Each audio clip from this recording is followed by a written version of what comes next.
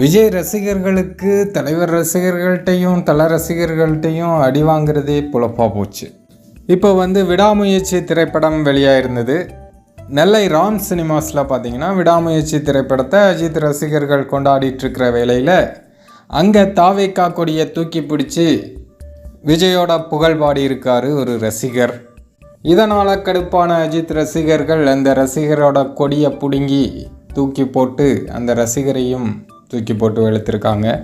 இந்த வீடியோ தான் இப்போ சோசியல் மீடியாக்களில் வைரல் ஆகுது.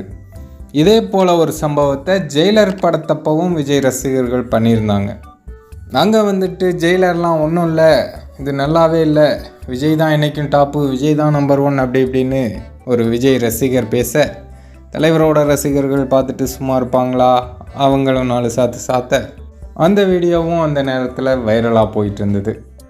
எதுக்கு அடுத்தவங்க கொண்டாட்டத்தில் போய் மூக்க நுழைக்கணும், அப்புறம் அடி வாங்கணும்? அவங்க ஃபேன்ஸ் அவங்க படத்தை கொண்டாடுறாங்க. இப்போ இவங்க படம் வரும்போது இவங்க கொண்டாடிட்டு போட்டோம், யார் கேட்க போகிறாங்க? அங்கே போய் நம்ம தான் பெருசு, நம்ம தான் அது இது அப்படின்னா பேச போகிறோம். ஆனால் விஜய் ரசிகர்களுக்கு மூளை எங்கே இருக்கும் அப்படின்னே தெரில. அதனால தான் இந்த மாதிரி பேசி இந்த மாதிரி சம்பவங்கள்லாம் நடைபெறுது. அண்ணன் இவங்களை நம்பி அரசியலுக்கு வந்திருக்காரு, இவங்க என்னடான்னா மெச்சூரிட்டியே இல்லாமல் இருக்காங்க. என்ன செய்ய போகிறாரோ தெரில.